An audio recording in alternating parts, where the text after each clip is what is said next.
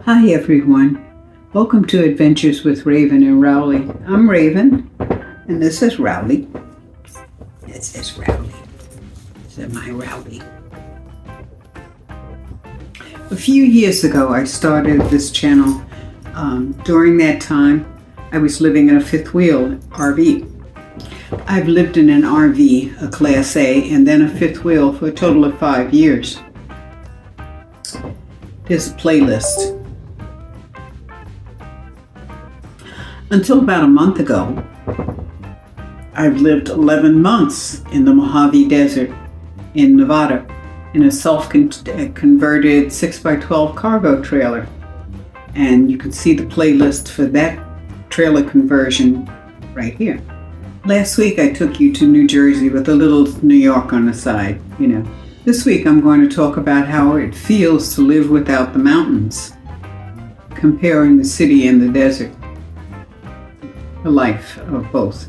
If you're curious, please join us on this journey and continue to watch.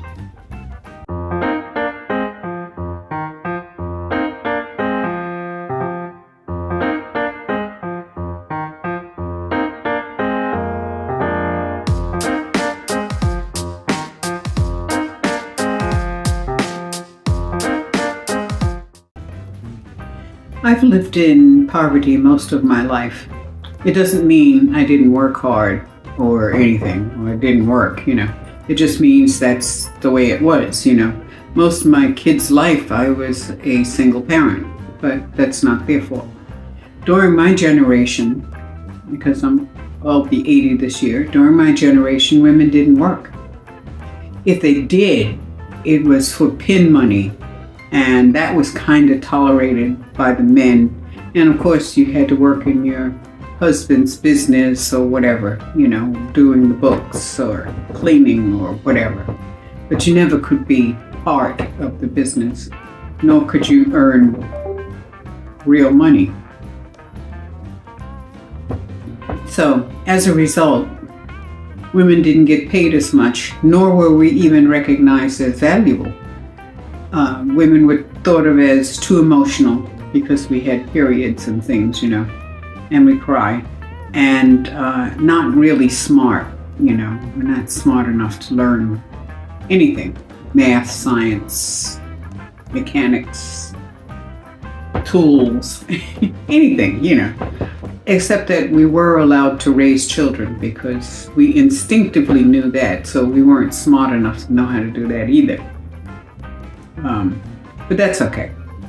So I've got friends my age and even a little bit younger who stayed home to take care of the children. And they may have worked, you know, a little side job here and there for pin money.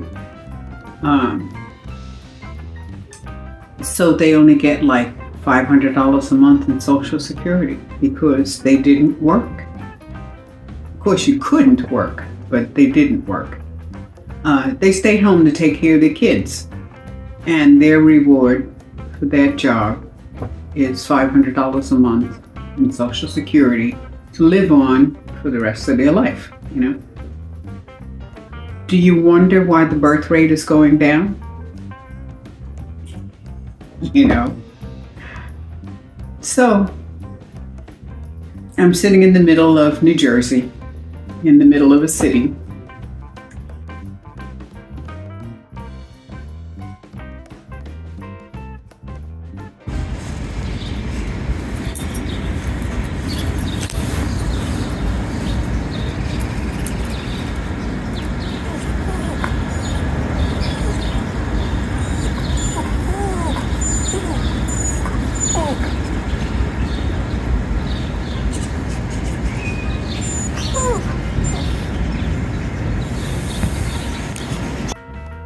Whereas almost a month ago, I was sitting in the middle of the Mojave Desert.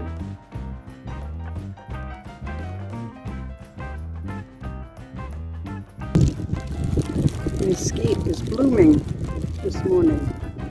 Just noticed it. And it's right outside my door. I didn't even see it.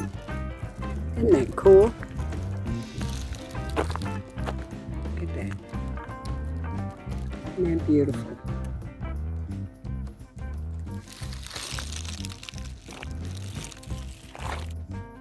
on BLM land in a 6x12 converted cargo trailer, watching the shadows on the mountains change. Except for people here and family, I think I prefer the desert. It's just too many people.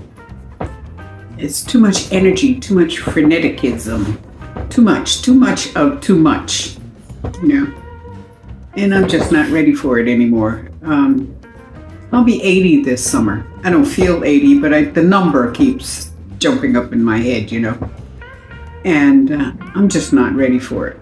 I don't think I was ever ready for it, but what can I say? So as I said, I'm sitting in the middle of New Jersey and I'm looking at these $500,000, $1 million houses and the BMWs and the Mercedes that are parked in front of them and whatever. And I realize that these people are paying a fortune to live here. The average 2-bedroom apartment is anywhere from $2,000 to $4,000 in this neighborhood in New Jersey. Imagine what the rents are in New York City. I don't know how much money you would have to earn in order to afford a $4,000 a month apartment, 2-bedroom apartment, and everything else that you need, you know. I mean, it's got to be $10,000 a month. You know, I don't think that the man or the woman working in McDonald's is doing $10,000 a month. So I have no idea where they're living. And of course, that $4,000 a month or $2,000 a month doesn't always include electricity or any of the other amenities you would expect living in the city, like heat or water. And in general, they come with a bill. You know, you can have them, but you got to pay for them. Well, they must be making good money, but they're paying good money too. So as a result, I don't really think that they're any further out of poverty than I am. I mean, when you come to think about it, you know, I wasn't paying $2,000 a month, $5,000 a month for an apartment. I just wasn't doing that. I didn't go out and buy a Mercedes. I had a Ford. You know what I mean? So I don't really think, looking at things in that manner, that they were any better off. I think we're all living in poverty. I see people living in cars here too.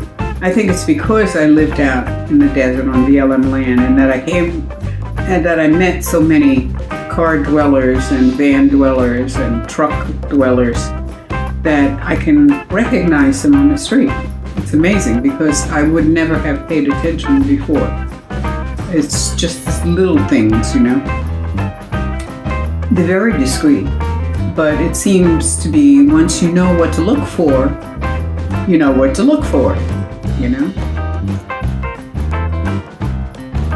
It looks like, to me, as pretty as it is here and as many opportunities that the city implies, that people are really struggling.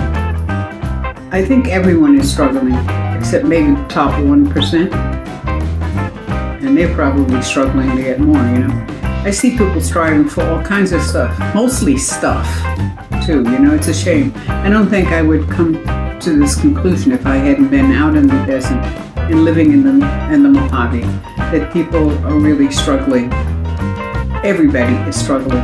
It's just amazing. I mean, I personally have downsized from 1,700-foot square home. Well, the home wasn't square, but the footage was squared. And now I'm down to 3.5 suitcases. And even that looks like too much. I've been here a month, and I think I've gone into the largest bag once. You know? I didn't do it all at once, though. I mean, I didn't move from 1,700 square feet down to 3 suitcases as fast as some of my neighbors in the deserts did. You know? And then there's the desert, and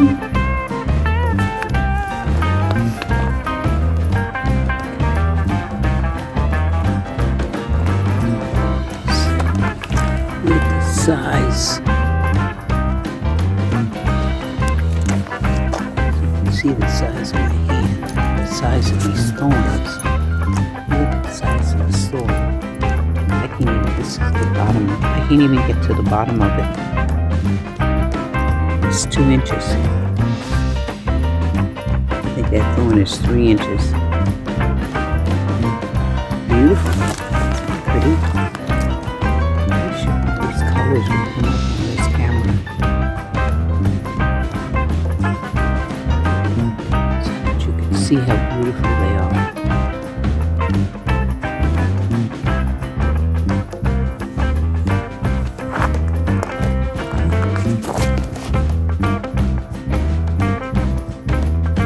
It's been raining off and on for about a week. But look how pink that bush behind the red flower, red cactus is. It used to be white. It's not just a reflection of the pink or the red from the cactus. It itself is turning pink.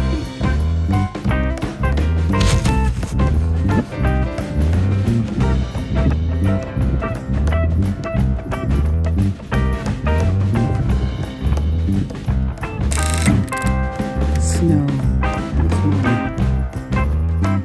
Look at that. Is that gorgeous? Is that really beautiful?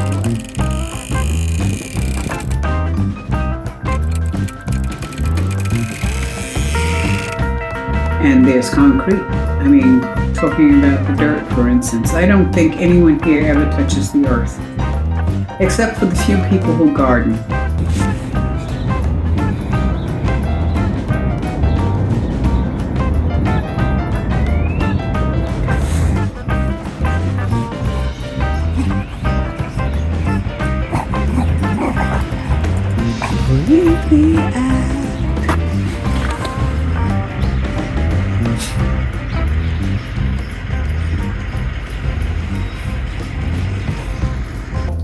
I think most people here are totally disconnected from the earth. They wear plastic on their shoes so that they don't touch it. They go from places that have no contact with the earth, like schools or their job or the building they work in or the subway or whatever, to other places, to their home, whatever, that has no grounding, has no contact with the earth. They're totally disconnected. They come home, take off their plastic bottom shoes and put on plastic bottom slippers. And the house is not really grounded either. When I was a kid, living in the projects on the first floor, I used to climb out of the window and sit on the dirt behind the bushes. I felt safe there, and I used to sit there and read a lot. I think I was grounding myself because life was stressful when I was a kid. One of the things I used to do when sitting out in the desert was to take off my shoes and socks and put my feet on the earth. That just always felt really, really good. And I always felt good after that. I mean, it's like I felt up all day long, after that. I thought it was just because it was nice outside and it was warm and I was sitting out in the sun and the sun felt good on my bones, or, that kind of course, that's true too. But I think what it really was is that I was grounding myself. I've since found out, I'm kind of slow sometimes, I don't get exposed to everything. Anyway, I just found out about earthing, It's just putting your feet on the ground, on the earth, or your hands, or maybe you could hug a tree. But it's absorbing the energy of the earth and discharging the excess energy into the earth. They're finding that it works very well with autistic children, for instance. And people with arthritis and various and sundry inflammations of the body. I found that I sleep better. Well, the thing is too that I found out about earthing and I realized that I was experiencing migraines again since I've been here. And I was feeling sick again, just slightly off, and feeling painful, just achy all the time. I was taking naproxen. I'm not even supposed to take naproxen because I've had gastric bypass surgery, And, you're not supposed to take that stuff. And I really didn't focus or realize that I was deteriorating until I saw the earthing movie on YouTube sometimes. Thank you for YouTube. And I didn't see that until after I got to New Jersey. It's amazing how sometimes you get knowledge that you need when you need it, and you didn't even know you needed it, So anyway, I realized that I missed the earth, and that was really my biggest problem. So I got an earthing pad for my bed, and I've noticed that the inflammation is going down. I wake up, my legs are not swollen when I woke up. Wake up, my back pain is gone, my migraine is gone. I feel pretty good most of the time, but I've only had it for about a week. So I could see, even in a week, I could see some difference, good difference. I think we all kind of miss the earth without realizing that we miss the earth. It's kind of sad because it's so easy to connect, So anyway, so on we go towards our next stop, which is Switzerland. Okay? And we'll see how the earth is over there, Anyway, the Rowley report. My Rowley. I think I should have taken him to dog school when I had time, while I was still out in the desert and being very laid back, I'm going to have to find him a school when I get to Switzerland. His behavior towards anyone but me and the babies is almost aggressive now. He barks at everyone, including those people who live here, He barks at them every morning. And if they don't get up on time, he goes over and barks at them. Of course, nobody gets up at 5 or 6 o'clock in the morning except me, It's just not city people. They stay up late and they go to bed. They get up late, So 6 o'clock barking is not acceptable. He will go out of this room sometimes and go into the living room and bark. Just stand in the living room. Nobody's in there, but he's just standing there barking. And when we go out for a walk, he's been lunging at people, and he really aggressively lunges at other dogs.